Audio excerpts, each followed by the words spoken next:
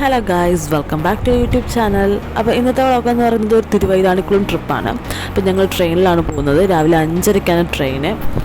അലാറമൊക്കെ set ചെയ്ത് വെച്ചിട്ടുണ്ടായിരുന്നു. പക്ഷേ എണീറ്റിപ്പോൾ എന്തായാലും താമസിച്ചു പോയി. 4:45 എണീറ്റത്. അലാറം കേട്ടൊന്നും ഉണ്ടായിരുന്നില്ല. അപ്പം വേഗം കുളിച്ചൊരുങ്ങി പെട്ടെന്ന് നച്ചൂസിനെ എടുത്തുകൊണ്ട് ഇറങ്ങി അവിടുന്ന്. അപ്പം നമ്മൾ തമ്പാനൂർ റെയിൽവേ സ്റ്റേഷനിലാണ് പോയത്. ഹോട്ടലിൽ ചട്ടം കൊണ്ടാക്കി. അവിടെ എത്തിയപ്പോഴത്തേക്ക് എല്ലാവരും വന്നിട്ടുണ്ടായിരുന്നു. പക്ഷേ ട്രെയിൻ എടുത്തിട്ടൊന്നും ഉണ്ടായിരുന്നില്ല. ട്രെയിൻ അവിടെ കിടപ്പുണ്ടായിരുന്നു. അപ്പം ഞങ്ങൾ നേരെ കയറി. അപ്പം പോകുന്നത് ആരൊക്കെയെന്ന് വെച്ചാൽ അമ്മ, വല്യമ്മ, ഞാൻ, പിന്നെ വല്യമ്മയുടെ 3 ഫ്രണ്ട്സ്. അപ്പം നമ്മൾ ഇത്രയും പേരും കൊണ്ടാണ് പോകുന്നത്.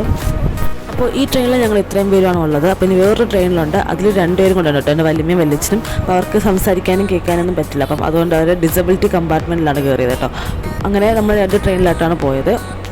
അപ്പോൾ ഒരു 6 മണിക്ക് ആയപ്പോഴത്തേക്ക് ട്രെയിൻ എടുത്തിട്ടുണ്ടായിരുന്നു. അപ്പോൾ നച്ചൂസിൻ്റെ ഫസ്റ്റ് ട്രെയിൻ യാത്രയാണ്. അവൾ ആദ്യമായിട്ടാണ് ട്രെയിനിൽ കയറുന്നത്. അപ്പോൾ പോകുന്ന വഴിക്കൊക്കെ ഞാൻ ഓവർനൈറ്റ് ഓട്സ് വെച്ചിട്ടുണ്ടായിരുന്നു. അപ്പോൾ അത് കൊടുത്തു. പിന്നെ അവൾ കുറേ നേരം അങ്ങനെ ഇങ്ങനെയൊക്കെ പാട്ടൊക്കെ പാടി കളിച്ചുണ്ടാക്കിയിരുന്നു. അപ്പോൾ തിരുവൈതാണിക്കുളം ക്ഷേത്രത്തിൻ്റെ പ്രത്യേകത നിങ്ങൾക്ക് അറിയാമല്ലോ. അവിടുത്തെ ശിവനും പാർവതിയാണ് അവിടുത്തെ പ്രതിഷ്ഠ. അപ്പം വർഷത്തിൽ 12 ദിവസമാണ് നട തുറന്നിരിക്കുന്നത്. പാർവതിയുടെ നട മാത്രം 12 ദിവസമാണ് തുറന്നിരിക്കുന്നത്. ശിവൻ്റെ നട എന്നും തുറക്കും. പാർവതിയുടെ നട 12 ദിവസമാണ് തുറന്നിരിക്കുന്നത്. അപ്പം ഇന്ന് അവിടുത്തെ കൊടിയേറ്റമായിരുന്നു കേട്ടോ. അതുകൊണ്ടാണ് നമ്മൾ പോകാൻ തീരുമാനിച്ചത്. അപ്പോൾ കൊടിയേറ്റത്തിൻ്റെ അന്ന് തുറക്കുന്ന പാർവതിയുടെ നട പിന്നെ 12 ദിവസം കഴിഞ്ഞ് മാത്രമേ അടയ്ക്കുള്ളൂ. ഈ തിരുവൈതാണിക്കുളം ക്ഷേത്രം വരുന്നത് നമ്മുടെ ആലുവയിലാണ്. അപ്പോൾ നമ്മൾ ഏകദേശം എറണാകുളമൊക്കെ എത്തിയപ്പോഴത്തേക്ക് നച്ചൂസിൻ്റെ ഡ്രസ്സൊക്കെ മാറി ഒന്ന് ഒരുക്കിയൊക്കെ എടുത്തായിരുന്നു. അപ്പോൾ ഡ്രസ്സൊക്കെ മാറി ഒരുക്കി എടുത്തപ്പോഴത്തേക്ക് അവൾ അങ്ങ് ഉറങ്ങിപ്പോയി. അപ്പോൾ അവൾ അപ്പോഴാണ് കുറച്ച് നേരം കിടന്ന് ഉറങ്ങിയത്. അങ്ങനെ ഞങ്ങൾ ഏകദേശം ഒരു 11 മണിയൊക്കെ ആയപ്പോഴത്തേക്ക് ആലുവയിലെത്തി. അങ്ങനെ ഞങ്ങൾ ആലുവയിലെത്തി ഇറങ്ങിയപ്പോഴത്തേക്ക് വല്യമ്മയുടെ ട്രെയിൻ വന്നിട്ടുണ്ടായിരുന്നില്ല. അപ്പോൾ നമ്മൾ കുറച്ച് നേരം അവിടെ ഇരുന്നു വല്യമ്മയെ വലിച്ചു വരാൻ വേണ്ടിയിട്ട്. അപ്പോൾ അവർ വന്നതിന് ശേഷം ഞങ്ങളെല്ലാവരും കൂടെ നേരെ കാപ്പി കുടിക്കാൻ വേണ്ടി റെസ്റ്റോറൻറ്റിൽ കയറി. അപ്പോൾ നമ്മൾ മസാല ദോശ കഴിച്ചു. അപ്പോൾ അത് കഴിഞ്ഞ് അവിടുന്ന് ക്ഷേത്രത്തിലോട്ട് പോകാൻ കുറച്ച് ദൂരമുണ്ട്. അപ്പോൾ നമ്മൾ ഓട്ടോ പിടിച്ചു. ഇപ്പോൾ 2 ഓട്ടോയിലായിട്ടാണ് പോയത്. അപ്പം ഒരു ഓട്ടോയ്ക്ക് തന്നെ ഏകദേശം 250 രൂപ ചാർജ് ഉണ്ട്. അപ്പോൾ അത്രയും ദൂരം ഉണ്ടായിരുന്നു. ഞങ്ങളെല്ലാവരും 2 ഓട്ടോ വെച്ചിട്ട് ഞങ്ങൾ നേരെ ക്ഷേത്രത്തിൽ പോയി ഇറങ്ങി. അപ്പോൾ ക്ഷേത്രത്തിൽ ഇന്ന് കൊടിയേറുന്ന ദിവസമാണ്. അപ്പം വൈകിട്ട് 8 മണിക്കാണ് കൊടിയേറുന്നത്. അപ്പോൾ മാത്രമേ നട തുറക്കുകയുള്ളൂ. അപ്പോൾ ഞങ്ങൾ എത്തിയത് കുറച്ച് നേരത്തെ ആയിരുന്നു. അപ്പോൾ നമ്മൾ അവിടെ റൂം എടുക്കാനോ എന്തെങ്കിലും ചെയ്യാൻ പറ്റുമെന്ന് തന്നെ കുറേ നേരം ഇങ്ങനെ ആലോചിച്ച് അടക്കം നിന്നു. അങ്ങനെ എന്ത് ചെയ്യണമെന്ന് ആലോചിച്ചപ്പോഴാണ് നമ്മുടെ ക്ഷേത്ര കമ്മിറ്റിയിലുള്ള ഒരാൾ എന്നെ നമ്മളുടെ വീട്ടിൽ വാടകയ്ക്ക് റൂം കൊടുക്കുന്നുണ്ടെന്ന് പറഞ്ഞു. അപ്പം അവിടെ 4:30 ആകുമ്പോഴത്തേക്ക് ഏകദേശം വേറെ ആൾക്കാർ ഓൾറെഡി ബുക്ക് ചെയ്തിട്ടുണ്ട്. അപ്പോൾ നമ്മൾക്ക് എന്തായാലും ജസ്റ്റ് ഒന്ന് ഫ്രഷായി ഒന്ന് ഇറങ്ങണം. അപ്പോൾ അതിന് വേണ്ടി മാത്രമാണല്ലോ ആവശ്യം. അപ്പം നമ്മൾ 4:30 ആകുമ്പോഴത്തേക്ക് നമ്മൾ വെക്കേറ്റ് ചെയ്യാമെന്ന് പറഞ്ഞു. അപ്പോൾ അങ്ങനെ നമ്മൾ നേരെ റൂമിൽ പോയി. അങ്ങനെ റൂമിൽ ബാഗ് വെച്ചതിന് ശേഷം ഞങ്ങൾ തിരിച്ചവിടുന്ന് ഇറങ്ങി. ഒന്ന് സാധനമൊക്കെ വാങ്ങിക്കാമല്ലോ എന്ന് പറഞ്ഞ് ജസ്റ്റ് പുറത്തോട്ടൊക്കെ ഇറങ്ങി. അപ്പോഴാണ് കോവിലിൽ അന്നദാനം ഉണ്ടെന്ന് പറഞ്ഞത്. അപ്പോൾ നല്ല പൊടിയിരിക്കഞ്ഞി ഉണ്ടായിരുന്നു, പിന്നെ എരിശ്ശേരി അച്ചാറും ഉണ്ടായിരുന്നു. അപ്പം വലിയ തിരക്കൊന്നും ഉണ്ടായിരുന്നില്ല. നമുക്ക് ഇരുന്ന് കഴിക്കാനൊക്കെ നല്ല സൗകര്യം ഉണ്ടായിരുന്നു. അപ്പം നമ്മൾ ആവശ്യത്തിന് നമുക്ക് വാങ്ങിച്ച് കഴിക്കാം. അപ്പം നമ്മൾ പൊടിയരിക്കഞ്ഞി വാങ്ങിച്ച് കുടിച്ചു. അത് കഴിഞ്ഞ് പിന്നെ അവിടെ നിറയെ കടകളുണ്ടായിരുന്നു. അപ്പം എല്ലാവരും അവരവരൊക്കെ ആവശ്യമുള്ള സാധനങ്ങളൊക്കെ വാങ്ങിക്കാൻ വേണ്ടിയിട്ട് അങ്ങോട്ടും ഇങ്ങോട്ടൊക്കെ നടന്നു. അപ്പം നച്ചൂസിന് ഞങ്ങളൊരു ഡോക്ടർ സെറ്റ് വാങ്ങിക്കൊടുത്തായിരുന്നു. അതിനുശേഷം നമ്മൾ അവിടെ നിന്ന് ഒരു ഐസ്ക്രീമും കുടിച്ചിട്ട് നേരെ തിരിച്ച് റൂമിൽ വന്നു. റൂമിൽ വന്നതിന് ശേഷം ഓരോരുത്തരായിട്ട് കുളിച്ചിറങ്ങി റെഡിയായി ഇറങ്ങി. അപ്പം ഏകദേശം ഒരു 4 മണിയൊക്കെ ആയിട്ടുണ്ടായിരുന്നു. അപ്പം നമ്മൾ അപ്പോൾ തന്നെ റൂം വെക്കേറ്റ് ചെയ്ത് അവിടെ നിന്ന് ഇറങ്ങി. എന്നിട്ട് ഞങ്ങൾ നേരെ വന്നിട്ട് കോവിലിൽ ക്യൂ സ്റ്റാർട്ട് ചെയ്ത് തുടങ്ങിയിട്ടുണ്ടായിരുന്നു. അപ്പോൾ നമ്മൾ ക്യൂവിൽ നിൽക്കാൻ തുടങ്ങി. ഏകദേശം നല്ല ക്യൂ ഒരാളുടെ സ്ഥലമുണ്ട്. അപ്പോൾ നമ്മൾ ഏകദേശം ഒരു 4ാമത്തെ റോ ക്യൂ എത്തിയപ്പോഴാണ് നമ്മൾ പോയത്.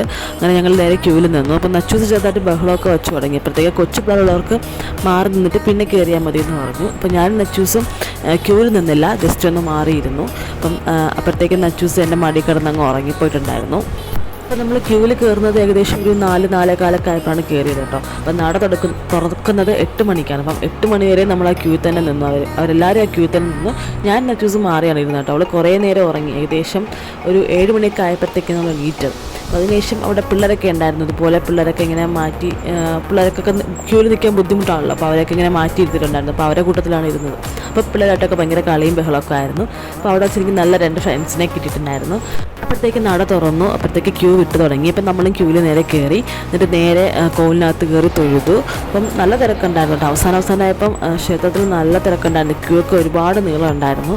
അപ്പം അത് കഴിഞ്ഞിട്ട് ഞങ്ങൾ നച്ചൂസിനെ കൊണ്ട് എള്ള് വാരിച്ചായിരുന്നു. അപ്പോൾ ഞങ്ങളും വാരിയിട്ടുണ്ടായിരുന്നു, ഞങ്ങളെല്ലാവരും വാരിയിട്ടുണ്ടായിരുന്നു. അപ്പോൾ അവിടെ എള്ള് വാരാം, മഞ്ഞൾ വാരാം, ഗോതമ്പ്, അങ്ങനെ പല പല നേർച്ചകളുണ്ട്. അപ്പോൾ നമ്മൾ വാരിയത് എള്ളാണ്. ഇങ്ങനെ എള്ളൊക്കെ വാരിയതിന് ശേഷം ഞങ്ങൾ എല്ലായിടവും തൊഴുത് പുറത്തിറങ്ങി.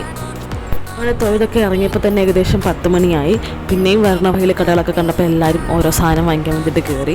അപ്പോൾ നമ്മൾ കുറച്ച് സാധനങ്ങളൊക്കെ വാങ്ങിച്ചു. അതിനുശേഷം നേരെ തിരിച്ച് ബസ് സ്റ്റാൻഡിലോട്ട് പോകാമെന്ന് വെച്ചപ്പോഴത്തേക്ക് സാധനങ്ങൾ കയ്യിലുള്ളതുകൊണ്ട് എടുക്കാൻ ഭയങ്കര ബുദ്ധിമുട്ടാണ്. പിന്നെ നമ്മൾ വിചാരിച്ചു ഓട്ടോ പിടിച്ച് തന്നെ പോകാമെന്ന് പറഞ്ഞ് നേരെ ഓട്ടോ പിടിച്ച് വീണ്ടും റെയിൽവേ സ്റ്റേഷനിൽ വന്നിറങ്ങി. അപ്പോൾ റെയിൽവേ സ്റ്റേഷൻ്റെ ഫ്രണ്ടിൽ തന്നെയുള്ള ഒരു ഹോട്ടലിൽ കയറിയിട്ട് ഞങ്ങൾ ഫുഡ് കഴിച്ചു. അപ്പോൾ വന്നതുപോലെ തന്നെ വല്യമ്മയ്ക്കും വല്യച്ഛനും ഡിസബിലിറ്റി കമ്പാർട്ട്മെൻറ്റാണ് ടിക്കറ്റ് ബുക്ക് ചെയ്തത്. അപ്പോൾ അവർക്ക് അവിടെ ആകുമ്പം ഡിസ്കൗണ്ട് ഉണ്ട്. അപ്പം നമ്മൾ അവർക്ക് അതിലും ബുക്ക് ചെയ്തു, നമുക്കല്ല ജനറൽ ഡിപ്പാർട്ട്മെൻറ്റിലും ബുക്ക് ചെയ്തു. അപ്പോൾ ട്രെയിൻ വന്നപ്പോൾ ഉണ്ടല്ലോ നല്ല തിരക്കുണ്ടായിരുന്നു. ട്രെയിനിൽ കയറാനുള്ള സ്ഥലം പോലും ഉണ്ടായിരുന്നില്ല. അപ്പോൾ വല്യമ്മയുടെയും വല്യച്ഛൻ്റെയും കമ്പാർട്ട്മെൻറ്റിൽ ഒരാൾക്കും കൂടെ കയറാമെന്നുണ്ട്. അപ്പം ഞാൻ നച്ചൂസും കൂടെ വല്യമ്മയും വല്യച്ഛൻ്റെയും കമ്പാർട്ട്മെൻറ്റിൽ കയറി. അപ്പോൾ ബാക്കിയുള്ളവർ അല്ലാതെ മറ്റേ ജനറൽ ഡിപ്പാർട്ട്മെൻറ്റിൽ കയറിയിട്ടാണ് വന്നത്. എന്നിട്ട് ഞങ്ങൾ നേരെ തിരിച്ചിറങ്ങിയത് പേട്ട റെയിൽവേ സ്റ്റേഷനിലാണ്. എന്നിട്ട് അവിടുന്ന് ഒരു ഓട്ടോ പിടിച്ച് നേരെ വല്യമ്മയുടെ വീട്ടിലോട്ടാണ് പോയത് കേട്ടോ. എന്നിട്ടപ്പോൾ നച്ചൂസിന് നല്ല ഉറക്കമായിരുന്നു. നച്ചൂസ് ഒന്നും അറിഞ്ഞില്ല, നല്ല ഉറക്കമാണ്. അങ്ങനെ ഒരു 6 മണിയൊക്കെ ആയപ്പോൾ നമ്മൾ തിരിച്ചെത്തിയത്. അപ്പോൾ എല്ലാവർക്കും വീഡിയോ ഇഷ്ടമായെന്ന് വിചാരിക്കുന്നു. പുതിയ വീഡിയോ വരുന്നവരെ ബൈ ബൈ.